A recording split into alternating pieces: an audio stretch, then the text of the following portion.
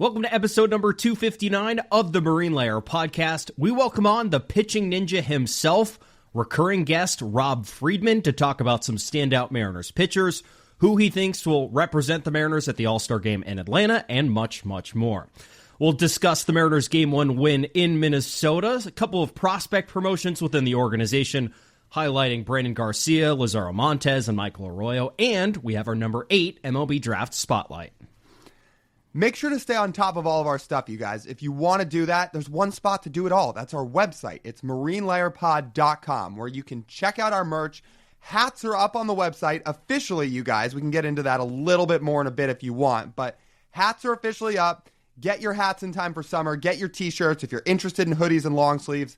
All up on the site. That's marinelayerpod.com. We love seeing the merch around the park. We'd love to see you get some of your own, so that's over there. You can also see our live show schedule, which includes our next live show this Saturday. That's this Saturday, 12 p.m. at the Hall on Occidental. Again, that's on Occidental Avenue. It's right by the ballpark. It's on the north end of Lumen Field.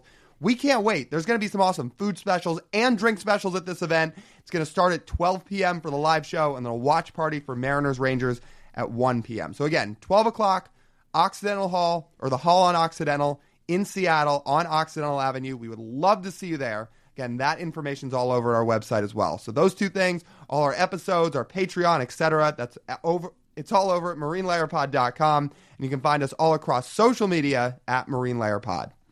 Let's get it rolling. The pitch from Acevedo. A drive deep to right field. Down the line. The Mariners win this game 2-1. The dream lives. They're going to the playoffs. 1-1 from Jansen. There you go. Left field. We got a tie ball game. Julio. Oh, baby, what a moment. Tie ball game at 7-7. And we welcome you to this episode of the Marine Layer podcast, part of the Just Baseball Podcast Network, recording on Tuesday afternoon, June 24th. We spend time, so much time, trying to think of different subjects, things that people will be interested in, trying to find new ways to talk about the Mariners. And we always end up at the same exact place. We always end up talking about Cal Raleigh every single time. It did help, though, and I'm going to give you a shout-out on this one, Lyle. We talked about the MVP race on Monday's episode and the competition between Cal Raleigh and Aaron Judge, and that Major League Baseball should give Cal the same Goldilocks balls they gave Aaron Judge in 2022. Did extremely well, so I'll hat tip to you there, dog. Good job. Good job. 300,000 views on that clip. And it's been up barely 24 hours at the time of recording this. You know what? They say I'm a social media savant. I told you that was going to work. Well, it's safe to say it found its way to New York, because there were some people who didn't take too kindly to us just mentioning the fact that Aaron Judge got different baseballs than everyone else while he was chasing the home run title. Like, I'm sorry. It exists. It's a real thing. Oh, I'm sorry. Yankees fans don't like the narrative out there that the Yankees actually do indeed get special treatment from the league. Ha! Who would have thought? And some other people were also mentioning that Albert Pujols got the same baseballs when he was chasing 700. I think that was less reported, though. Okay. Well, to be honest, would it shock you? No. And Major League Baseball should start giving Cal Raleigh the Goldilocks balls and let him break the record. They should do this every time. It's like the steroid the home run chase in the steroid era, where Major League Baseball knew these guys were juicing and looked the other way. Why? Because it immensely benefited them. Major League Baseball has full unilateral control over the baseballs that are in these games. They mentioned it. They can, if they want to change the baseball, they can. And apparently sometimes they do it in season. And it works out. I don't see who loses out if you give Cal Raleigh a baseball that travels further in the second half of the season while he chases 62 home runs. Or maybe more. Maybe he's aiming for Mark McGwire or Sammy Sosa now. I don't know if he'll get to 70, but 65? Again, like we said for Monday's pod, he gets to 40 home runs at the All-Star break. We're having a real combo. So he right now needs 7 home runs because you'll be shocked. Homered on Monday. He's probably going to homer again before this podcast comes out. which could potentially put him 6 home runs away from Barry Bonds' 2001 record of 39 home runs before the All-Star break. Yeah, that'd be crazy. That'd be ridiculous. Yeah, he's now ahead of Junior, by the way. I was also looking at this today. Like, he is on pace for the best offensive season a Mariner has ever had right now. Yep. Sorry, A-Rod, 2000. Sorry, Griffey, and the multiple MVPs he won. Cal Raleigh will pass all of those seasons at this current pace. He'll have more home runs. He'll have more wins above replacement. He'll be playing a more difficult position than those two played, even though those two play premium defensive positions at the time they got those awards. Cal Raleigh, if you go to Baseball Reference and you say top 50 Mariners seasons of all time, they'll list out by WAR, by batting average, by home runs, by RBIs. Cal Raleigh very well could be at the top of all of those lists at the end of this year. Let me try to find a couple other storylines to talk about, because as fun as Cal is, I feel like we can't just spend every podcast for the rest of the season talking about Cal Raleigh and nothing else. So, but he doesn't let us, because like, he always... last night highlighted it the best, right? The Mariners have this awesome win. The bats come out again. By the way, they have essentially, I think, vaulted back into the top third of baseball in runs scored this month in just the last 4 days. So I looked at this. For the month of June, before the road trip started, they were still 18th in the league by OPS in offense for the month of June. So for the month of June, they were 18th in the league in team OPS.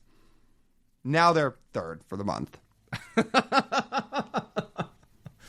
This is what we mean by volatile. And by Mickey Mouse conditions in Chicago. Absolutely. But I was thinking about it in terms of last night's game. Like, the Mariners played a complete game. Brian Wu dealt. He looked awesome. He looked like an all-star self. Rob Friedman, the pitching ninja, said just as much in our interview that's coming up here in a little bit. The offense looked great. Dom Canzone continues to crush the ball up at the big league level, looking like a piece that could really help this team as they get towards the deadline and could change the Mariners' evaluation of their roster. You had Julio finally hitting a home run for the first time in over a month on a pitch that was low to the ground. It was a really good swing. It was not off balance. All the things people have been complaining about with Julio.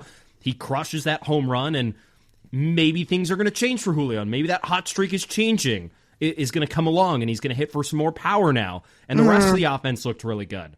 And then Cal Raleigh comes up in the top of the 9th inning and crushes the home run, and as you tweeted out, at the buzzer, number 32, steals all the headlines right back. No, he stole all the headlines, despite it being in garbage time. Yeah.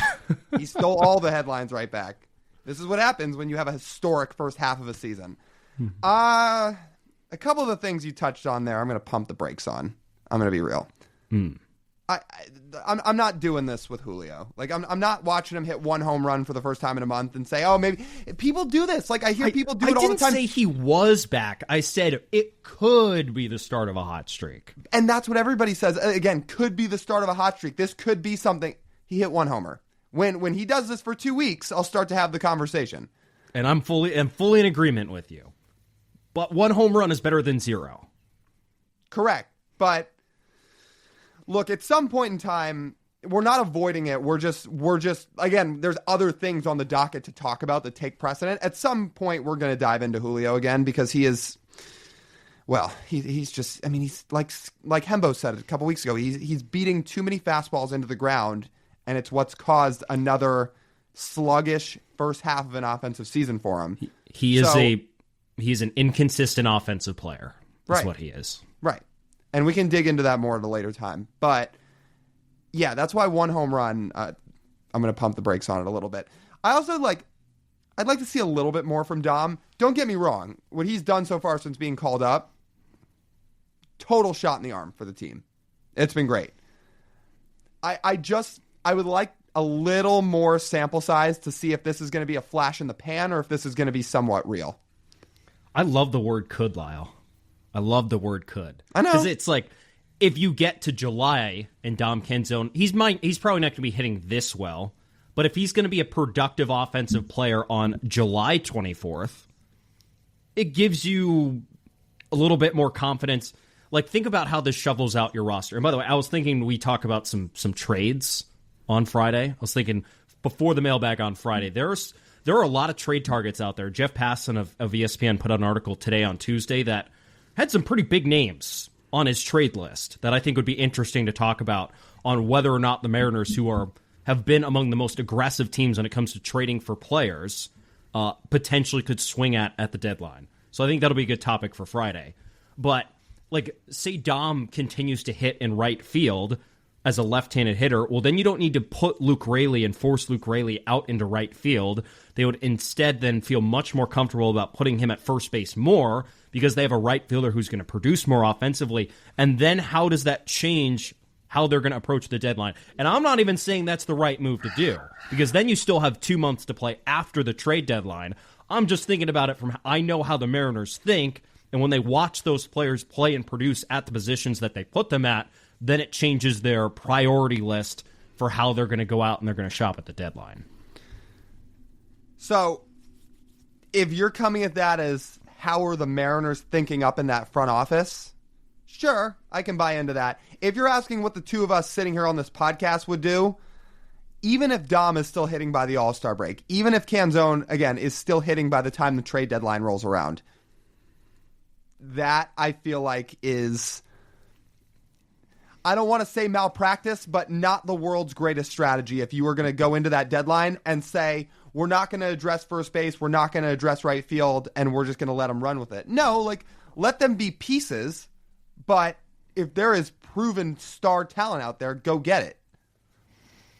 So not the right way to approach it. That's what I'm saying. That's why I said not the smartest way to approach it. But even though, as Jeff Passan released his article with 50 names on it, not all 50 of those names are going to be available. In fact, I would guess that most of those names are not available, and most teams are not going to want to trade players at the deadline. That everyone thinks they're in it right now. We looked at the standings last week. How many teams are out of it right now? Not a lot. Right.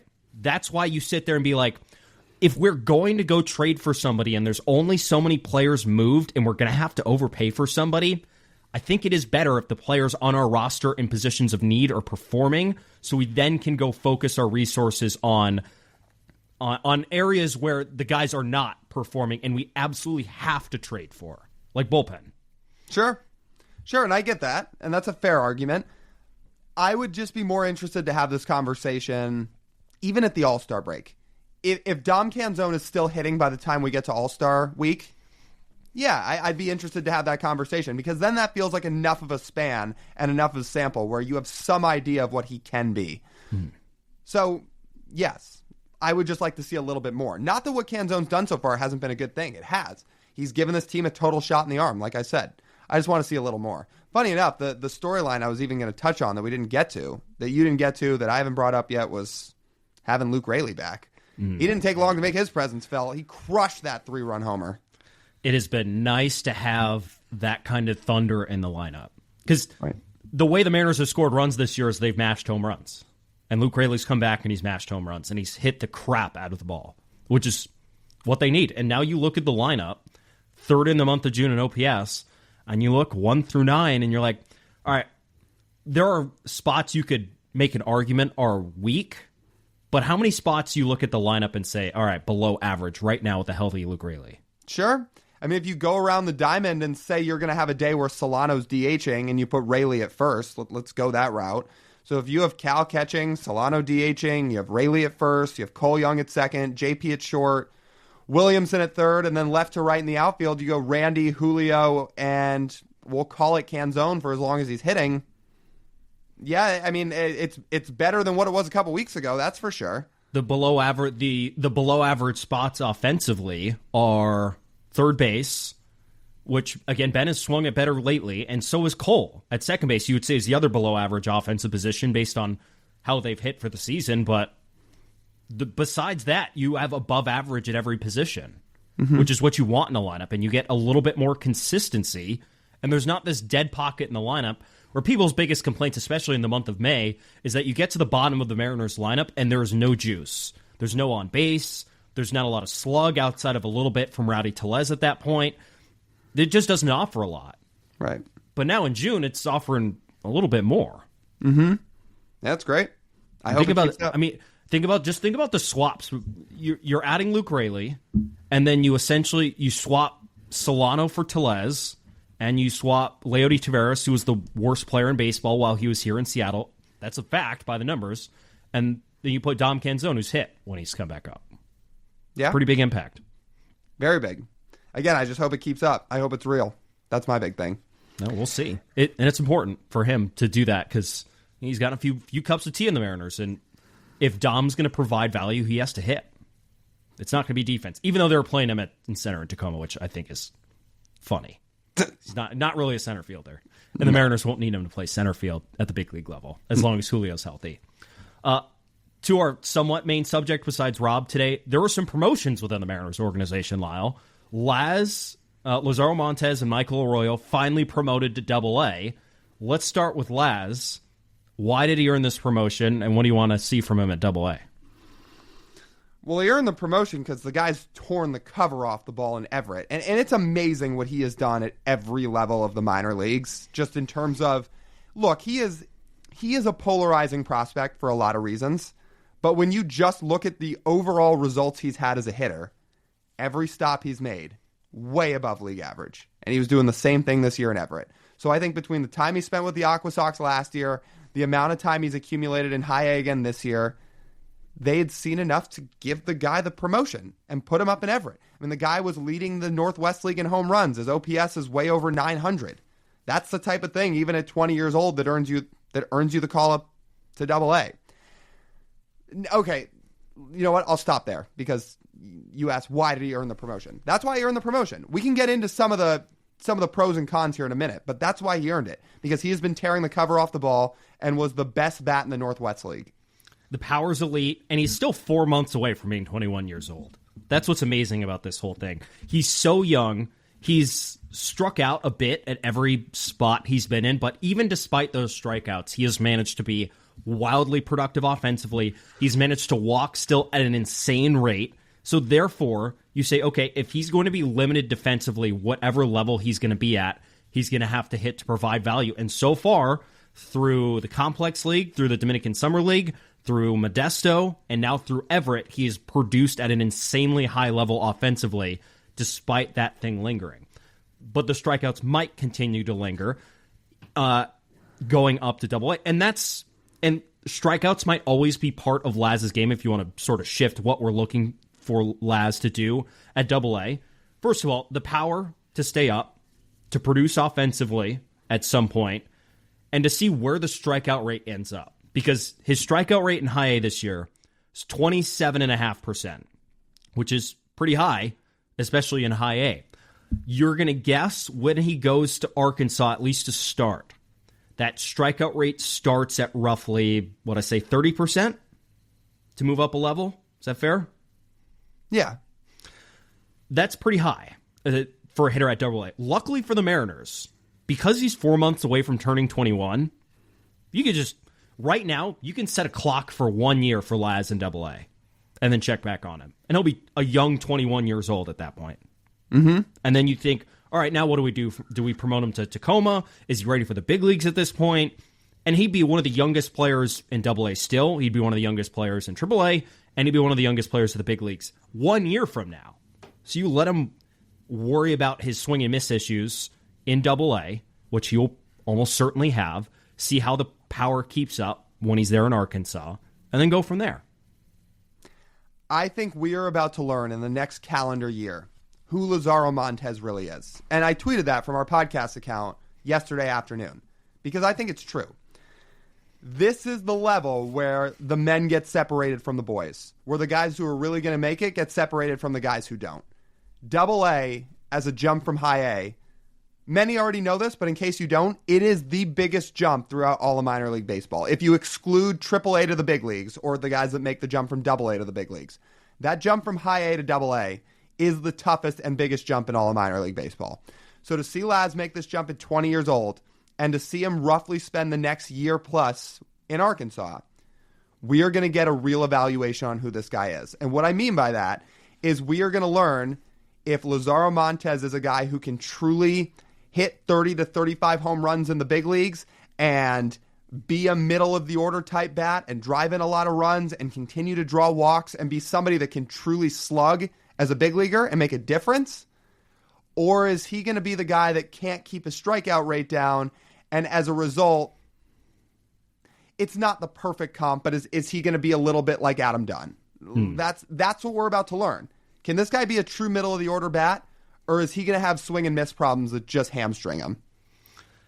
And for some context too, the reason his double A strikeout rate matters is because you can use it a little bit as context for how his strikeout rate's going to look at higher levels, most importantly at the big league level. So I wrote down 4 guys that the Mariners currently have on their big league, or had at least at one point, on their big league roster who have struck out at an above average, meaning higher than 22, 23% at the big league level. Julio's strikeout rate in Double A was 18%. Jared Kelenich's strikeout rate at Double A was 18.5%. Cal Raleigh's a little bit of an outlier here. Didn't have the biggest sample size in Double A. He also then got a year off, essentially because of COVID, and then came back and struck out at a significantly lower rate in Triple A in 2021. But in 2019 in Double A, Cal Raleigh's strikeout rate in Double A was 29.6%. And then Cole Young's strikeout rate in Double A last year, Cole Young's striking out about 26% of the time right now on the big league level, even though that number will probably go down as his career goes on. His strikeout rate last year was 16%. So those are guys that were elite at not striking out in Double A. If Laz is starting at 30%, that number is going to have to avoid the strikeout rate at the big league level, which you hope he eventually gets to. That number is going to need to go down closer to those other blue chip guys. Yeah, because look at where all those other guys you just mentioned have run in terms of a big league strikeout rate when they've gotten to the show. Julio, up in the high 20%, or up in the high 20%. He'll strike out 27, 28% of the time a lot of years. This year's brought it down a little, but still. Jared Kelenich's run it over 30%. Cal Raleigh's run it up close to 30%. Cole Young, it's going to come down, like you said, but even right now, 26-ish%. And those are guys that just did not strike out in Double A, had great approaches back when they were in Arkansas. If Laz is going to run a 30% strikeout rate for a whole year in Double A, that makes you worry that if you get to the show, it's going to be closer to like 36, 37%, and that just isn't going to fly. Like, you can't be a successful big league hitter striking out that much. And those guys all have defensive tools to make up value in other places. And Laz, based on everyone we talked to, almost will likely not have defensive tools to make up for it.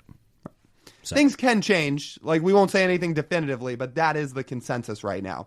So everything relies on his bat. And everything really relies on his power and his ability to walk, a.k.a. the 2 ways in which the Mariners get all their offense these days, walks and home runs. So with Laz, this is what I mean by we're about to find out who he really is. Aram gave us a really good comp for this. Aram Layton of Just Baseball, who I think we're going to have on at some point in the next couple weeks. But he used this for Laz. He said the high-end upside of who Laz can be in his career is somebody like Kyle Schwarber, which, great. If Laz turns into Kyle Schwarber, that would be awesome. That would be unreal if the Mariners had a guy like that. Walks all the time, hits tanks, fine, he strikes out a bit, but you live with it. Is he going to be Kyle Schwarber, or is he going to be somebody that just cannot translate the tools to the big leagues because the swing and miss and the strikeouts just hold him back? There's another guy that got promoted with him in Michael Arroyo that faces some different questions, but still some similar positional and offensive concerns as he goes to Double A. Michael Arroyo, in his 3 seasons in the Mariners minor league organization, has a 128 WRC plus, a 146 WRC plus, and now a 150 WRC plus in high A before he gets promoted. He's got a 422 on base percentage. He's right behind Laz in home runs. He's been incredibly productive offensively, but he runs into a similar issue as Laz, that he doesn't have a defined defensive position and that he's also going to need to hit at this rate to provide value. What do you more look for with Michael Arroyo at Double A? I think it's still the ability to hit, because that's what's going to carry him as a prospect, and when he gets to the big leagues, carry him and who he could be as a player. Because, look, I know Arroyo's not the biggest dude in the world in terms of height. He stands at about 5'9", 5'10", but he could either play a below-average second base defensively if he really had to, or if he had to, he could play some first base too and just be a smaller first baseman. Again, Donovan Solano's 5'8", and you're running him out at first base. If Arroyo had to play first, he could play first. So I think more with Arroyo is he going to hit? And he is a little bit safer of a bet to hit in terms of floor than Laz. Laz has the much higher ceiling. We know that because of what he can do with the power potential. But Arroyo has, like, in terms of the boomer bust profile, it's a little bit safer because he doesn't strike out at the rate that Laz does. But yeah, it's going to be, can he continue to hit as he makes the jump from high A to double A because it is such a big transition? And can he find somewhere to regularly stick with at least a little bit of value defensively, even if it's just replacement level value, league average value as a defender at second base? Can he at least be that? So I think the biggest thing for Arroyo is, yes, is he going to hit, and can a little bit of power translate to Arkansas? The power is the big one for me. He's not a big dude at all, but he has hit for a lot of power in the minor leagues. Also think about where he's hit. He's hit at Modesto, good hitter environment. He's hit in Everett, which plays in a objectively high school field. I could safely say Funko Field's a high school field. Now they're going to one of the toughest hitting environments in all of minor league baseball at Dickey-Stephens Park in Arkansas.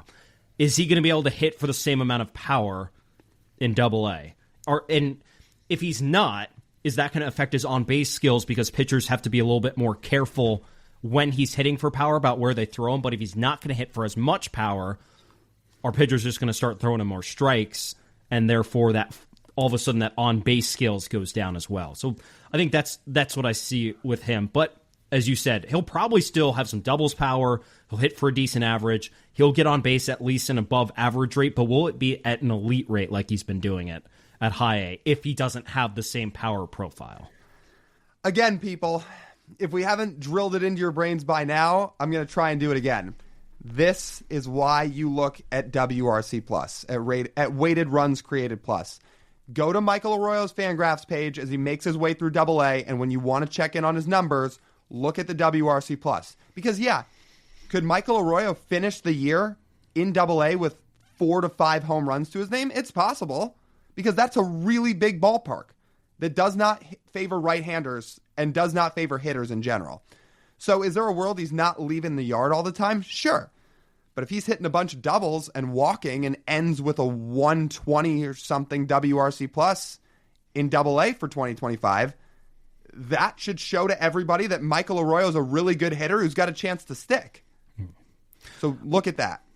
Last promotion we got to get to before we talk about Billy Carlson, our number 8 MLB Draft Spotlight, and then get to our awesome conversation with the pitching ninja Rob Friedman. Our guy BG's in AAA. And here's what this signals to me.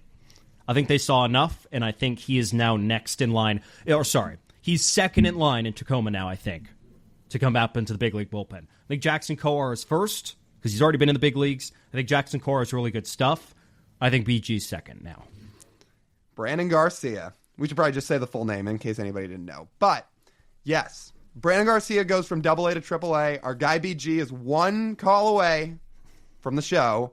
And I think the expectation has been for a bit now that at some point this summer, we will see him up in Seattle and pitching out of the Mariners bullpen. Look, he was just about the last guy off the major league spring training roster who was sent back to minor league camp and reassigned to minor league camp. He was essentially the last guy off that roster because I think the Mariners wanted to see every bit of him and how he'd fare in big league camp for how close he'd be to a big league spot out of spring training. Now he didn't run with he didn't be end up becoming one of the 8 guys that made the bullpen out of camp, the big league bullpen.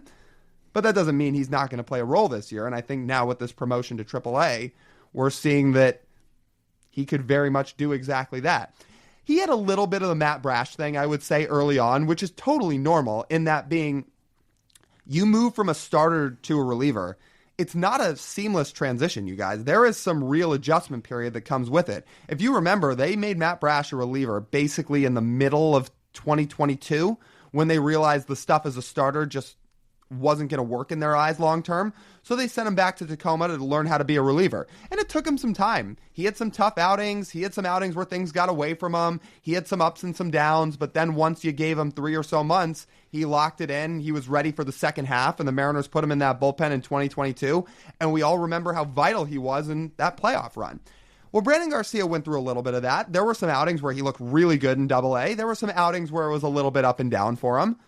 But now in his last 9 appearances in Arkansas, he's run out a 1 ERA and in 9 innings has punched out 15 batters. So now you're seeing the Brandyn Garcia that the Mariners envisioned as a reliever starting to really come to life. And I think this move to AAA does two things. Like TJ's point, makes him second in line to get the call up.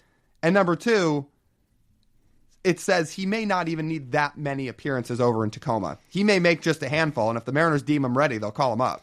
I think I honestly, like, they probably think the older hitters will help him develop a little bit, but honestly, I think it's just to get him closer. Like, physically closer, where if they need to call him up, he's 30 miles away instead of how many thousands of miles is Arkansas away? A while. It's not close. So if they need to call him up, he can just drive up I-5 instead of needing to get on a plane for 4 hours across the country, honestly. But the peripherals, like, he has 30, he had a couple rough outings in the first couple of weeks of this season in Arkansas, and then he had one rough outing since then, essentially, where he gave up 4 earned runs. Besides that, I mean, he has been dominant. He's been striking out batters at a 30% clip. The walk rate's a little high, but you can manage that if you're striking out a third of the batters you're facing. I'm excited to see this dude. He will be up in the big leagues at some point. I think this call-up to Tacoma means he's ready. I honestly think. I think he's close. I'm getting excited. And you know what? Him and Logan get to be on the same team again. So maybe people remember us talking about this with either of them or just the two of us talking about it in general. But the two of them are extremely close friends, Logan Evans and Brandyn Garcia. So to see those guys on the same team again, it's cool for them.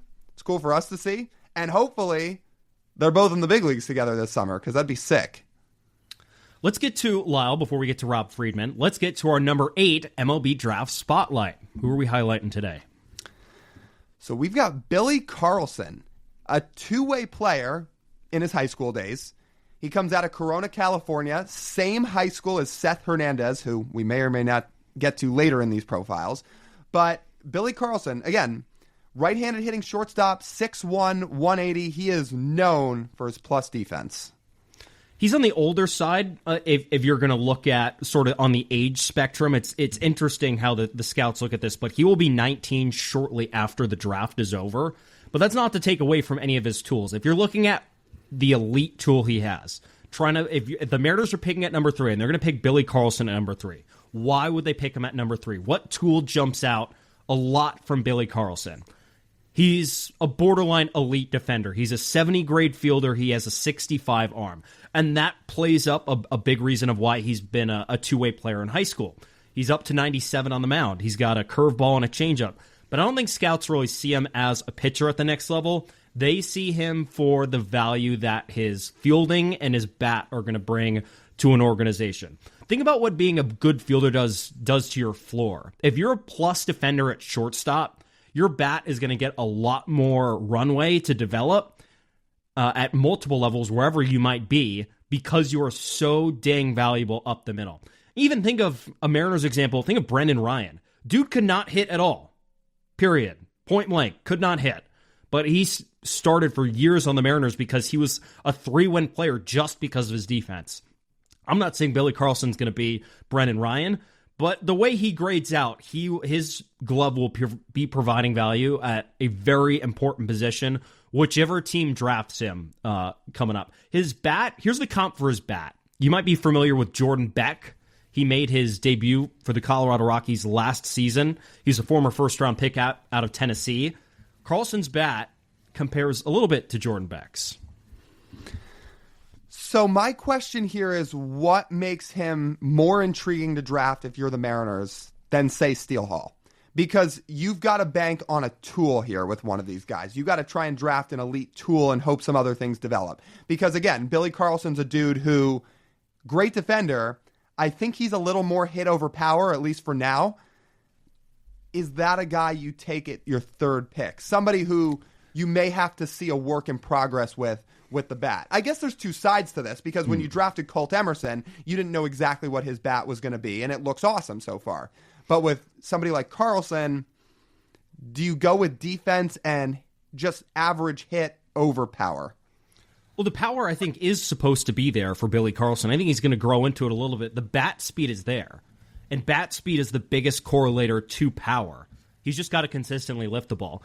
And he's a teenager, so of course he's got to grow into it. Of course he's got to develop. Whether he decides to go to college or he decides to go pro, he's going to have to grow into his power a little bit. But just reading the breakdown that our friends at Just Baseball did, I mean, they're saying he's beginning to lift the ball a little bit more, and there is robust power into the bat thanks to his bat speed. He just needs to get the right combination of hitting the ball in the air and hitting it consistently. On top of that, there is not a lot of concern with him whiffing a ton at the plate. That's a good combination right there. Not a lot of swing and miss, and has the ability to hit the ball for a plus in a plus power profile. So he is a better defender, pure defender with the glove than Steele Hall. Yes. But he doesn't have the speed that Steele Hall does, and Hall is still a good defender, even if he's not a Billy Carlson level defender. But that's not to say Billy is not a plus runner. He's a 55 runner, which is above average. Yeah. Yeah, he is.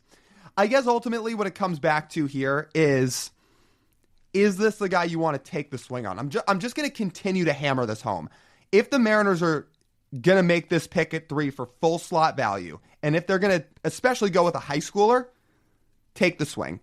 Take the swing, bank on the tools, bank on somebody who can be a true difference maker. Billy Carlson looks like he could be a really good player.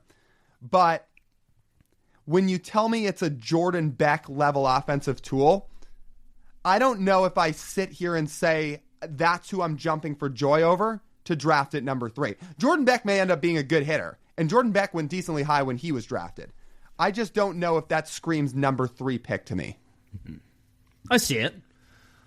But Jordan Beck is a big leaguer. You can at least say that. Sure. I mean, he went in the first round. To be exact, he went 38th, so he went in the compensatory picks in the first round. I would just like to see them, I guess, aim a little bit higher than this. I think, like, there's going to be some other high school infielders we get to later in these profiles who I think I would be a little bit more intrigued on than Carlson. And this is not a knock on Billy Carlson. It's just where you're picking and the value you have. I think this is where I land. Yeah. He could be a good player, but I don't know if he has a huge tool that Steele Hall has, and I don't know if he has the skill set offensively that makes me want to just jump for joy to take him at 3rd overall. Yeah, that's fair. So that's our number 8 MLB Draft Spotlight. Billy Carlson will be counting these down. We'll do one every episode leading up to the draft. As Lyle said, we're hoping to have Aram on to dive a little bit more into the draft and who the Mariners could potentially take at number 3. And then I would hope some options at 35 as well for how the Mariners are going to shake this out. Yeah. And we, Lyle, you and I are, 2.5 weeks? Is it 2.5 weeks from Atlanta? I can't wait. No, it's going to be great. Exciting. Oh, I can't wait. All-Star Week's one of my favorite weeks of the year. It's a blast. I mean, we're super busy during it, but in the absolute best of ways. If you're going to be there, by the way, anybody listening, let us know. Hit us up. Send us a DM. And listen to this interview with Rob, by the way, in Atlanta, a guy who lives in Atlanta. He has some recommendations for you at the end of the interview. Yeah. Before we get to Rob, there's 2 things I want to do. Number 1, just to talk about the live show again. That is this Saturday, June 28th, at the Hall on Occidental in Seattle. It's right by the ballpark on Occidental Avenue, north end of Lumen Field. It's your first chance to check out the new spot. By the way, guys, we've been. It's sick. So we'd love to have you guys see it for the first time yourself. I'm sure we'll be hanging out there a bunch after games on weekends moving forward. But for this Saturday, we're doing a 12 p.m. live show with a 1 p.m. watch party after. And you guys know we're going to give a bunch of stuff away and do trivia and take all your guys' questions and hang out with you guys and watch the game with you guys. So we'd love to have a bunch of you guys get out. It'd be a blast. And we'll also be there on Friday too. Not our live event, but we are taping an episode of The Top Step with Hyphen. Yeah, with Ryan Rowland. Right, with Ryan Rowland Smith. So that'll be fun. We think that's going to air on Root Sports, so we may be on Root Sports. That'd be pretty cool. So it's all going to behave enough for it to be on Root Sports. Well, we'll see. How badly do I want to be on TV? I guess we'll find out.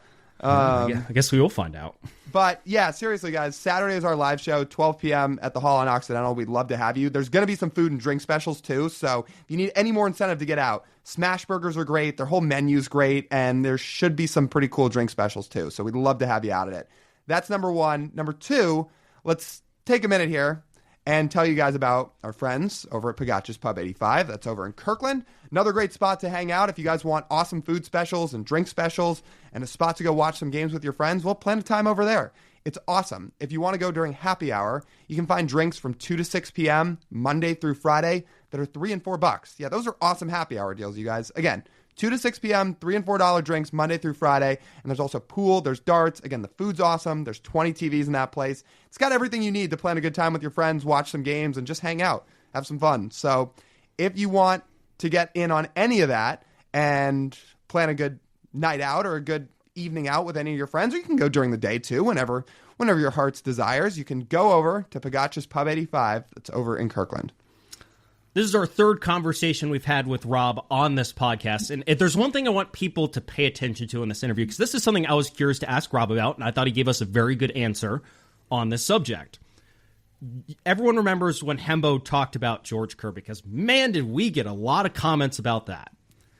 Hembo had his opinion on throwing too many strikes. So we had to ask the pitching guru himself, the pitching ninja, Rob Friedman, is there such a thing as throwing too many strikes and having a concern with a guy who's worried about giving up, in the opinion of Hembo, would rather give up a hit instead of give up a walk? And Rob had a very interesting, insightful answer on the subject, along with a lot of other things, talking about some Mariners he thinks are going to be in the All-Star game, some of the guys he's looking at, why some repertoires have changed, what's the most effective. Lots of very good insight from Rob, and we will see him in Atlanta in a few weeks. And if you're there, you might see him as well. Yeah, he's great. He's one of our favorite guests, too. So we've really had a run of awesome guests here in the last few weeks. Not that all the guests we have aren't great, but especially the last few weeks, we've had some of our favorites to have on if we were asked to pick favorites by people. So Rob's always great. As you guys know, when we have Rob on, we like to hit on all the pitchers and get his insight on basically all these guys. So anybody you're probably interested in to hear about from the Mariner staff, we ask him about. So and he breaks it down great, as always. We won't keep you guys any longer. Let's get you to the interview with Rob Friedman. All right, we got the pitching ninja on with us, Rob Friedman. Rob, thanks so much for taking some time to join us. Recurring guest. I know you're excited for All-Star Week this year because you don't actually have to travel at all last year. We ran into you in Texas last year, but now you just get to roll out of your own bed and go cover the All-Star game here in a few weeks. So I'll lead off with this. Which Mariners are joining you there? That's a great question. I've been on, like today in my video, I was saying Brian Woo's got to be an all-star, right? Like he has to be an all-star, you would think. Now, I don't know who else is going to be joining me from the staff because the staff is comprised of all-stars who haven't been all that healthy. But knock on wood, I would love to see Brian Woo there.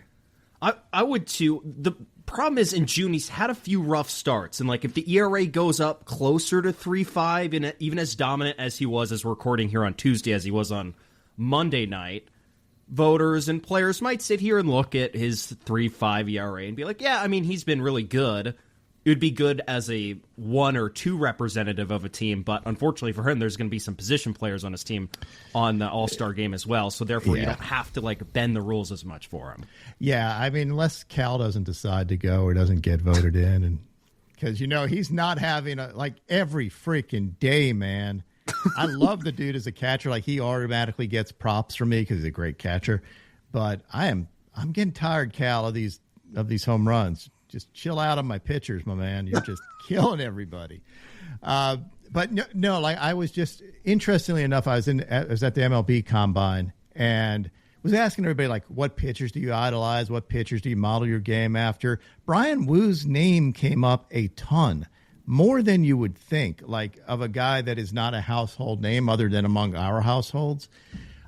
He's really well liked by the next class of pitchers, and they should be. He's a great dude with great stuff, but I found it interesting how many times his name came up. So I think it would be entertaining for especially like a younger fan base too that just likes him for whatever reason. His name, the way he pitches, whatever it is, he's a very well-liked pitcher. I've been a big Brian Woo fan since he was in the minors. So to see him have all the success he's having, I think has been awesome. If it's up to me, I am banging the drum for him to get in the All-Star game. I hope he has another couple really good starts because his ERA as we sit and record this is at about 3.1. And if he brings it sub 3 by July, I mean, he's going to have a serious case to get his name in there. But let me ask you this on your topic of prospect or guys at the combine and draft prospects bringing up Woo's name. How unique is it to throw 70% fastballs like he does and just be as successful as he is. I mean, it's very unique, and it's a bunch of things that is planned. Like, he knows his arm slot. He knows why his pitches play up well. He has all his stats. The Mariners do a great job of maximizing, what a guy's strength is. And I think Cal, this is one of his many strengths, other than hitting a home run every day, is knowing, like, he views the game as what he would hate to hit against. So as he's watching a guy pitch, he's like, oh, they can't hit this fastball. And he loves calling fastballs. So it's really, a lot of it's him. He makes the pitchers better, which is, makes the pitchers on the other side worse. Of those pitchers you talked about at the draft combine, I'm curious, any of those guys at the top of the draft that the Mariners might be thinking about at 3 share similar characteristics to Wu that you think that kind of aligns with what he does? Yeah, I mean, a couple of guys were talking about it. Really, the thing that I was looking for out of the guys I was talking with that might fit with the Mariners is the philosophy of just filling up the zone, like attacking in the zone, be good, beat the other team with your stuff in the zone, and who is going to do that? Now, they can take a chance on, one of the guys I talked to was Seth Hernandez, a high school kid, is stud. Mm-hmm. Like, you would want him on your team. Jamie Arnold, really good pitcher, little quirky, good stuff, nice arm angle, lower arm angle. He might be a guy that could play up in that way. So, I think there are a number of choices where they can go. Liam Doyle loves filling up the zone. He's one of those guys that would attack, and I think a fan base would like him because he's colorful. So there's a number of guys that people would like to, that y'all would like to pick, and that would do well in the rotation in a couple of years. So did you not mention Cade Anderson because you didn't talk to him, or because he's not getting to 3? Yeah, I didn't talk to him. Honestly, any of those guys can go ahead of him or behind him. I think it's very hard to choose. It's going to just depend on what you need and what you want. Cade Anderson's a stud. Obviously, everybody would love having him, but so is, like, Hernandez physically for a high school pitcher, and his makeup seems really, really good. And he touches 100. Changeup, he says, is his best pitch. And that's unique out of a high school kid. So, I can see bits and pieces of all of them why you would take him, but it was nothing that I didn't talk to Cade at the combine. Mm-hmm. I'll talk to him at some point. Yeah, definitely a guy I like watching throw. So, Rob, you talk about the Mariners' pitching philosophy and filling up the strike zone and getting ahead in counts, and I think there's one guy who embodies that more than anyone, and the Mariners didn't have him for the first bit of the season in George Kirby. But I want to get your take on an opinion someone brought up to us on how George Kirby pitches and if it really is the peak effectiveness of a pitcher, and just hear it out. Yep. The rationale he used was that that when pitchers throw too many strikes and they're chasing strikes on, say, like a 3-1 count in an effort to not walk guys, the paranoia of not walking batters at all, and in turn you might give up a hit in retrospect. And he said, I think that actually hurts a pitcher if you're trying to chase strikes a little bit too hard, as opposed to, like, if you're chasing only pitching in the strike zone in an effort to not walk batters.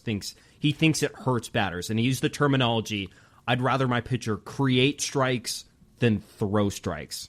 Is there a point where you throw too many strikes? Yes, there's definitely a point where you throw too many strikes, and I've actually talked to hitters about it, where they know somebody's going to be in a zone, so they're comfortable getting off their A swing a lot more.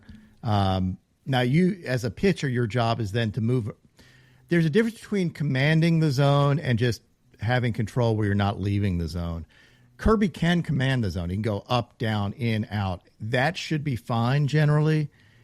Guys that fill up the zone but don't really have command of the zone may have a little bit more trouble unless their stuff plays up. Tarek Skubal does not have amazing command. Like, he can't throw the ball exactly where he wants to, but he will throw the ball in the zone the entire day and shove, and he also can touch 103.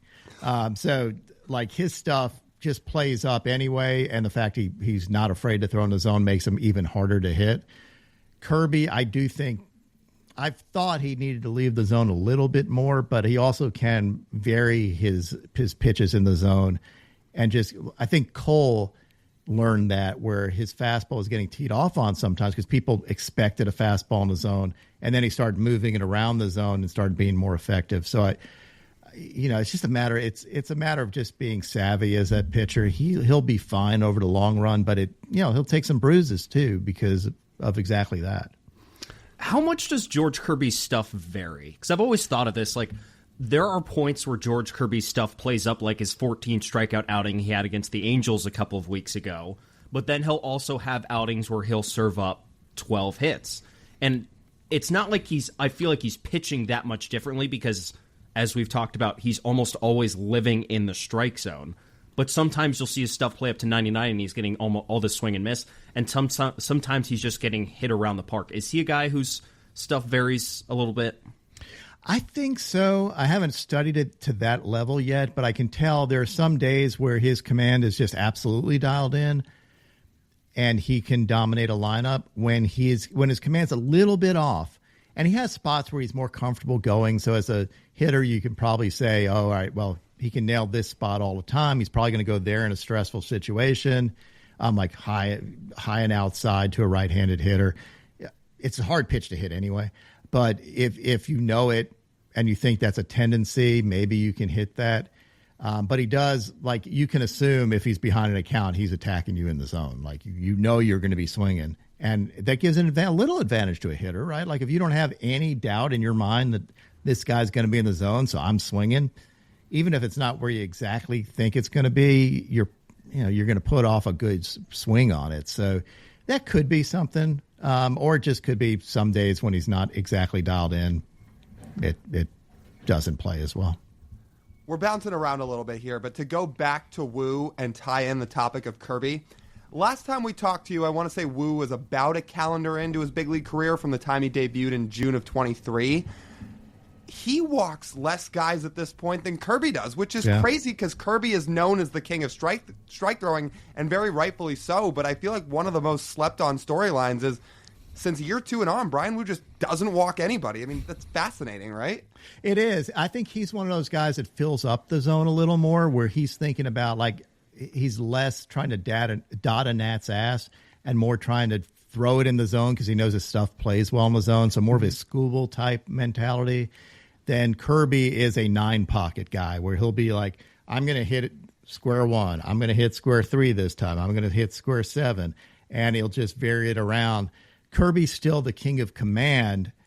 Command doesn't necessarily mean fewer walks necessarily, because you can also command and throw the ball out of the zone intentionally. Mm-hmm. Like you want to be just above the zone. That's command. And if it leaks in the zone, that's not command. So I still think Kirby is... Even though Woo would walk fewer, I think Woo's doing it a different way where he's just not afraid to attack the zone, and he can live in middle and get away with it because of his arm slot and the way his pitches play up. What has been the biggest reason why Logan Gilbert, in context, when we talked to you last year, Logan Gilbert was in the midst of his real breakout elite ace-like season, and now in the year plus since, he has just continued to show why he is what he is. What has been the biggest reason why he's gotten to that point? Is it a certain pitch? Is it how he is pitching? Where do you see that? To me, it's his splitter. Like I think his splitter is one of the best pitches in baseball, period. When it's on, it is this creature that is pretty unique. It has very low spin rate because of his monster hands, and it just dives, and it can be unpredictable too. So to me, that was the pitch that really took his game to the next level because he can exert full effort. So you're seeing it, and he's throwing it with fastball intensity like he throws everything. I mean, that dude is dialed in when he throws. He's fun to watch. His mannerisms are fun to watch. But I think it's that. I think it's being able to throw that splitter that starts out looking like a fastball and then ends up doing whatever it does. That's one of those pitches that even if you're in swing mode, what are you going to do? Like, that's not a hittable pitch when he's throwing it well. It doesn't matter where it goes. But then you have his slider that he throws more than his fastball. Yeah. And he throws 99 miles an hour, which you feel like should be backwards. If you should want to attack with 99 and then you use your slider to get the out pitch. But the last, calendar year and a half, he has thrown his slider more than his fastball. It's different than Lance McCullers, though, right, in terms of strategy, because McCullers only really threw that slider. Right. And if I'm McCullers doesn't care. McCullers can spin a baseball with anybody, and he could throw a full game and never throw a fastball. Gilbert does use his fastball. I think that is a Cal Raleigh thing, because when I was asking Cal to break down the pitchers, I think Logan was the only one where he didn't say his fastball was his best pitch. I think he said splitter. So I think he's shying away from the fastball because it's metrically not that great a pitch, even with his extension and everything else. Cal just feels like he could hit Logan Gilbert's fastball, so he doesn't call it as much. That's my theory, and I'm sticking to it. So he'll be a slider, splitter guy and have to live with it as long as Cal's back there or in someone's ear. Those two have a really funny relationship. And Love they've been good. that. Yeah. Like, they've been good friends ever since they kind of came through the system together, because they've been at basically every level together. And I heard this story in spring training, which I thought was hilarious. And Logan being Logan and wanting to throw 14 different pitches and basically be like Seth Lugo to another level or whatever, is always tinkering around with stuff. He was trying out a splinker in spring training, and I think toward the tail end, Cal basically puts a hand on his shoulder. He's like, "Hey, buddy, that splinker's staying in Arizona." That's the way they are. Like, that is Cal to a T. I think he is the unsung hero of the pitching staff, or maybe sung hero now. Like, everybody's talking about his hitting. No one's talking about his catching anymore. Mm-hmm. And he's he's a stabilizer with the pitching staff because of his attitude. He has a firm opinion on folks, but he's also a calming guy. And I don't know that the pitching staff needs that much calming, because most of those guys are kind of chill, other than Logan, who might eat somebody's head. But I do think a lot of it has to do with Cal again. And I love that relationship between the two, because they're kind of – Logan off the field is pretty mild-mannered. Logan on the field is not a guy that you want to mess with if you're on the other side of him. No. Like, he's just not. No, Logan on his non-start days is one of the nicest people you'll talk to. Yeah. Logan on his start day, like, I wouldn't want to be within 100 feet of that guy. No, like, you can just see all of his mannerisms. He wants to kill somebody. And even when he Ks somebody, just like, go away from me. Get away. Get out of here. You're not good enough. I know he doesn't feel like he's doing that. He actually said, "I hope people don't think that's what I'm doing." I'm like, dude, own it. You're dismissing everybody. Just do it. You mean with the really, like, subtle wave for people watch on YouTube when he kind of follows through and it's yes, that follow through dismissal wave thing he does. Mm-hmm. Garrett Cole does that, but Logan definitely does that, maybe more than anybody right now. Is there anything left for him to continue to do in terms of his game, his arsenal, to take him to another level? Or is he at the point where he just has to maintain what he's doing? I mean, I'd like to see his fastball make Cal's list as a pitch that's hard to hit. So maybe there's some tinkering he can do with that. But other than that, no. Like, again, I think if he can figure out a way to harness that splitter and keep using his slider, I think right now you have the splitter slider effect where it goes opposite directions, which is useful to do. He can attack up, down. Maybe I don't know if he's a sinker guy. Some guys can throw it, some guys can't. Who knows? Yeah, I mean, I think he's a Cy Young talent. Like, any year that he's healthy, if you told me he was going to win a Cy Young award, if you picked him to win a Cy Young award any year he was healthy, I wouldn't argue with you, because he's got that type of stuff. Do you have to be a lower release or side release guy to throw a sinker and for it to work well? Because Logan's is kind of like in between. He's so tall, but then when he's throwing, he gets down lower and sort of throws from 3/4 now. It can definitely help to have a lower release to get a little bit more run on it. It really depends on the gyro spin of the fastball itself, and it's all seam shifted wake stuff. So some of it just depends on how you're releasing it, but a lot of those guys are lower arm slot guys too. About a guy who does have a sinker, in Luis Castillo. He's now in his 4th year with the Mariners. Where is he at for what you see with him right now? He's at times spectacular. He's very inconsistent to me. There are times where you're like, how does anybody ever hit this guy? And then times where he's hittable. I haven't seen as much of his, I love when he's going and he's feeling it. And he's giving me the La Piedra arm pump stuff, fist pump stuff. And like, that's the stuff I love watching from him. He's a fun guy to watch pitch. I liked him more at 99 consistently and stuff, like bumping 98, 99. But he's still good. The lower arm slot guy. It plays. I think there may be some things he can optimize a little better. But other than that, like he's had some sinkers that were just disgusting this year. So it's just a matter of him putting together full games. And he's capable of shutting down anybody. And he's also capable of giving up a stinker every once in a while, as are most pitchers. But I find him maybe a little more than some. I'm trying to remember if we've asked you this over the last couple of years. So if we have, that's on me, but I'm going to ask you again. Yeah, sure. Is there anything in your opinion to what's happened with his changeup over the years? Because changeup, like a changeup with a lot of guys is a pitch that ages like fine wine and just stays the same over time. And for whatever reason with him, it feels like it's lost a bit of its effect. It has. And I think a lot of it is, so Max Scherzer describes his changeup as a mid-range jumper, which is all feel. So if you're thinking about it, it's like a mid-range putt or something like that. You have to have some feel, and sometimes it's good, sometimes it's bad. When he was dominating with his fastball and you're throwing like fastball after it may be harder to dial in the feel a little bit with the pitch. You're going away from it, and then it's just not there when you need it. Even if you've thrown it your whole life, there is a feel portion of that pitch that is hard to replicate unless you're throwing it a lot. And he was a changeup first guy. That's how he became known. And then he became a fastball, low arm slot guy that just lives up in the zone and no one can hit it. That's typically a better pitch. If you can do it, then you should be throwing that a lot because it's a very valuable pitch to throw. But it also means you may sacrifice some of your other pitches. And I think that's what happened. Is the key to just throw it more? Yeah, probably. Just get that feel back. I've seen him throw some really good ones. He does have the ability to do it. It's just not that consistent.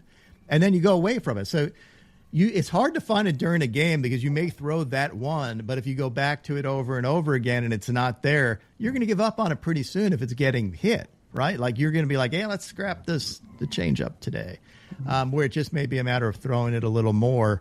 You're probably not going to want to do it, and you're not going to have the opportunity to dial it in because you don't have the patience to deal with it getting hit. So I think he just went away from it so much that I don't think of him as a changeup guy anymore. You're right. Even though he had legitimately a top 3 changeup among starting pitchers in baseball before he came to Seattle. Last time we had you on, we said to you, is there a big hole in your heart with the loss of Matt Brash? That was right around the time he got the Tommy John. Well, now he's back. So I'd have to imagine you're pretty happy to see him back on the mound like the rest of us, right? He's another guy. You talk to hitters around the league, what's the pitch they hate to hit the most? And Matt Brash's slider comes up all the time because he throws it so hard, it doesn't drop, and it just takes off, and you think you're swinging at it, and it ends up off your bat. People hate it. And he is his pitches have that cartoon nature that when he's on, good freaking luck, man. That guy is so nasty. Well, have you seen his sinker? What is that? Have you seen his sinker? Yeah. Well, I was going to say, I think his changeup too that he rolled out was really good.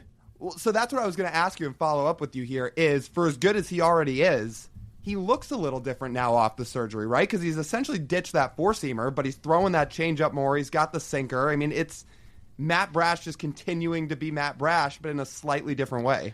I like him with the sink. Like, number one, for my purposes, east-west attacks are way better for people visually going like, oh, my God, how does anybody hit this pitch? Because it broke so much. Up, down is a little harder, although curveballs that fall off are kind of fun. Fastballs at the top of the zone, people just are like, oh, it's a fastball. You should be able to hit it, but they don't understand that. So for me, having Matt Brash and for overlays, stuff like that, showing how a sinker and slider play together makes it more fun, but it also makes it harder for a hitter because if you're thinking you see a ball down the middle, it may be all the way off the plate one way or all the way off the plate the other way. It's a tough choice for a hitter. So I think it's a good move for him, and it's a good move for me, and that's all I really care about. Is the sinker or changeup a more important addition for him? Probably the sinker because you're going to throw it more. But that changeup, it's a very, very good pitch. and I'm not gonna diss it, but I like the idea of the sinker. I think it also allows you to get the thing I like is, and why you're seeing a lot of pitchers go 4-seam, 2-seam too, is number one, if you're guessing velocity and you see velocity, you don't know where it's going to end up still because it could be a 2-seamer or a 4-seamer. Hunter Brown's been dominant with that combination. And then just the ability to spread, east to west is huge. Tarek Skubal throws a ton of 2-seamer sinkers, and it's not necessarily even a sinker. It's a 2-seamer that lives up in the zone that gets more movement than a 4-seamer. So to me, there's a reason why pitchers are adding both of them, and it's a very good addition for Brash. It also allows you to get out of an inning quicker because hitters are swinging. You tend to center up a sinker a little worse, and they put it in play. It doesn't get Ks, but it can get you ground balls, which get you out of innings. Is this the most complete repertoire, speaking of repertoires, that we've seen from Andres Munoz? Probably so. And as a reason, yeah, I mean, I would say he just tinkered a little bit. Like the whole staff seems to tinker. Like there's guys that are just adding random stuff, and I love it. Like give me guys that constantly try to get better. But yeah, I do think it's the best we've seen of him. And I'm not saying there's not even another level he can get to, but right now, confidence-wise as well as stuff, yeah, that's the best you've seen.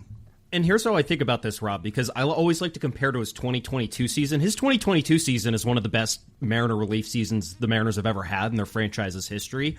But he did it with primarily 2 pitches, and only one of the pitches was really dominant. I mean, he threw his fastball really hard, but he got hit around a little bit. Now it's more he's going to limit the damage when guys do make contact.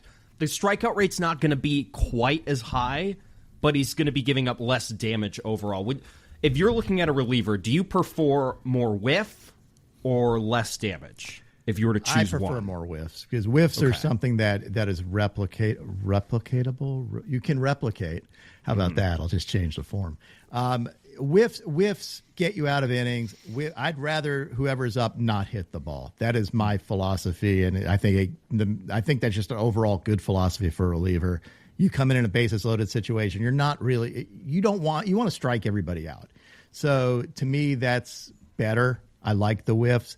But if it's consistent weak contact and it's because people are just scared to hit against you, that's a little different. I thought Mizorowski the other day, he was getting swings on stuff that, like, they were just putting their bat out, hoping to hit it and putting the ball in play. Like, there's a 102-mile-an-hour pitch at the knees, and whoever it was just hit the ball straight into the ground and got an easy out. I'm like, all right, that's weak contact that you can replicate. So I love seeing that, but generally I'm not a weak contact guy.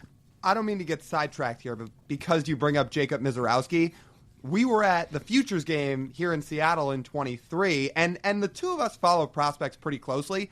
I didn't know a ton about Mizorowski, but I watched that inning he threw, and I just turned to everybody sitting with us, including TJ, and I go, who in the hell is this? And now we know. Exactly. Like, this is what makes what I do so much fun is when you get to show guys that are just outliers, way out, like you've never seen anything like this before, and you get to show that to the world. That one thing can make my day, and he is absolutely one of the guys I've made the year so far because just ridiculous stuff, off-the-chart stuff, and extension stuff. Makeup, like he's a chill dude. You watch him, he just seems like he's enjoying himself, and the command has seemingly, knock on wood, been really good. So yeah, love that dude. Yeah.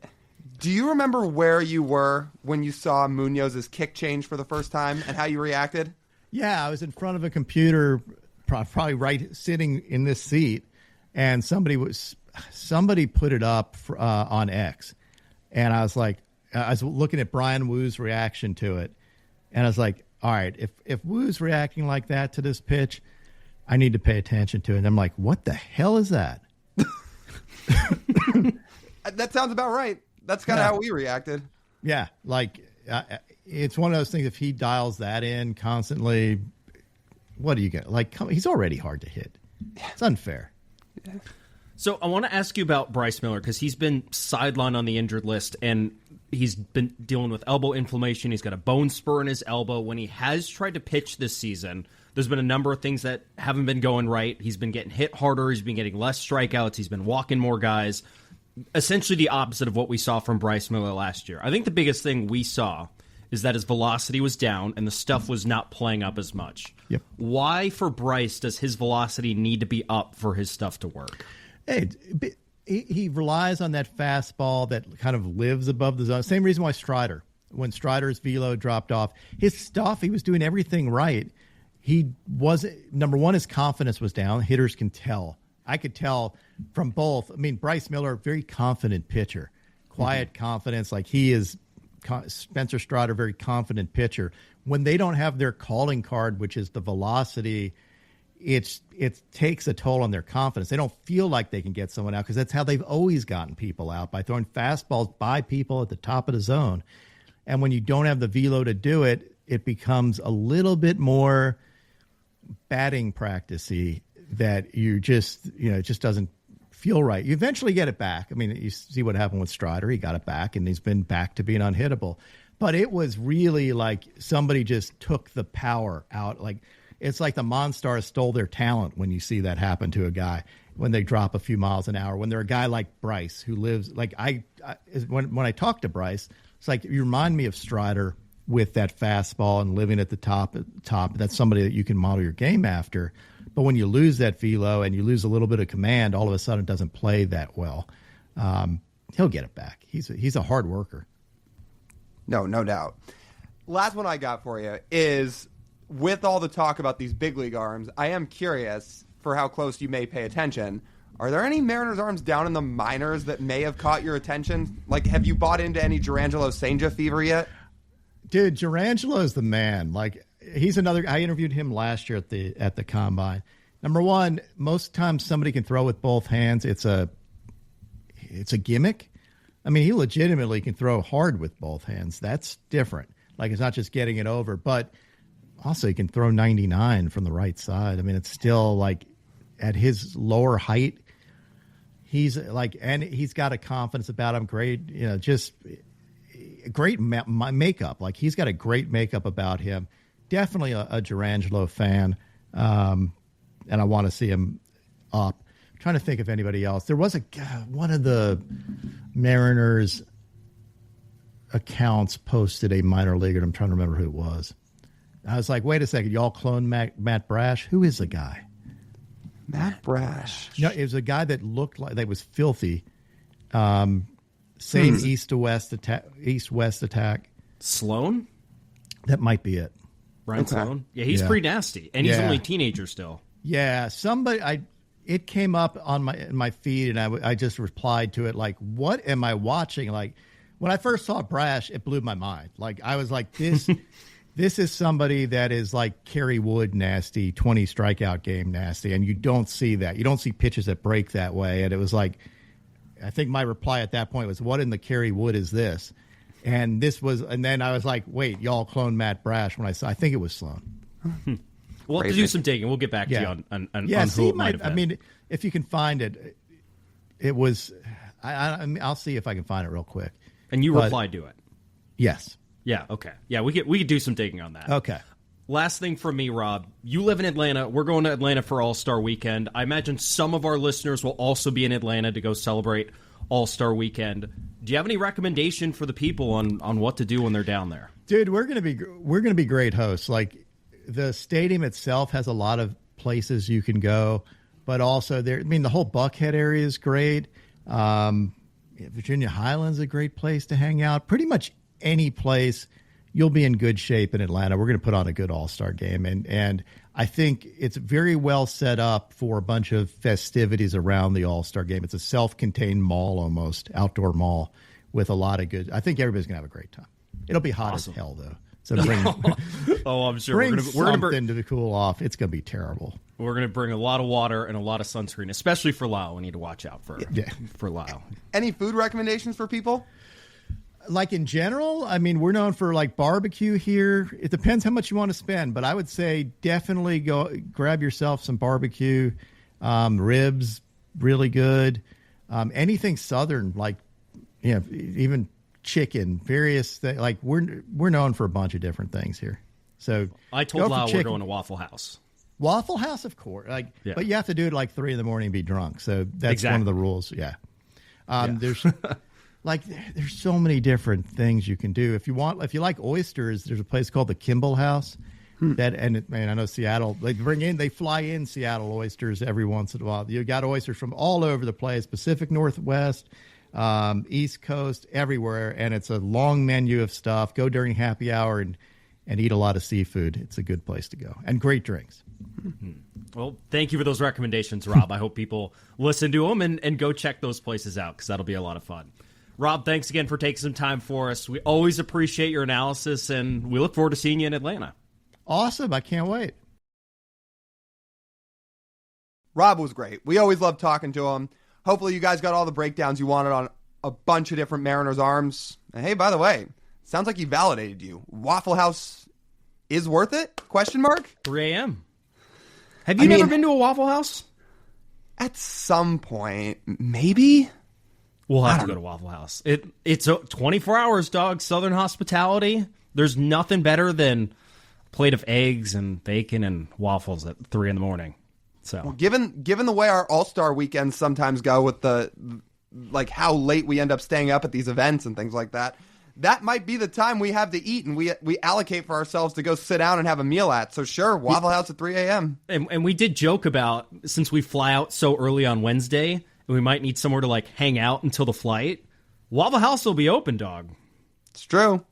This is true. Well, we will update you guys, but I'm glad we got Rob's approval. And I'm glad we got to hear him break down all these Mariners arms because he does a great job with it. And it's so fascinating to always hear his opinion. So awesome to talk to Rob. Hopefully you guys enjoyed. And with that just about wraps up this edition of the Marine Layer Podcast. You guys know the drill. If you want to find all of our stuff, it's all over at our website, marinelayerpod.com.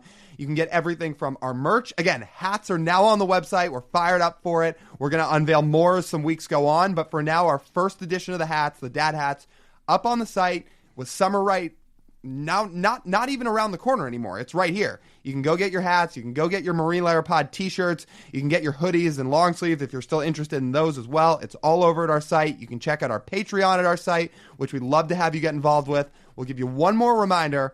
Our next live show is this Saturday, 12 p.m. at the Hall on Occidental Avenue in Seattle, right by the ballpark. We'd love to have you out. We'd love to have you get involved. It's going to be a blast of a show. We'd love to see you there. So that's all over at our website as well if you want some information on it. And then you can find all our episodes there. Again, that's all at marinelayerpod.com. Both, again, YouTube and audio. It's all there for you guys. So check that out and then follow us all across social media at Marine Layer Pod. That's TJ. I'm Lyle. As always, we thank you guys for tuning in. We'll talk to you soon.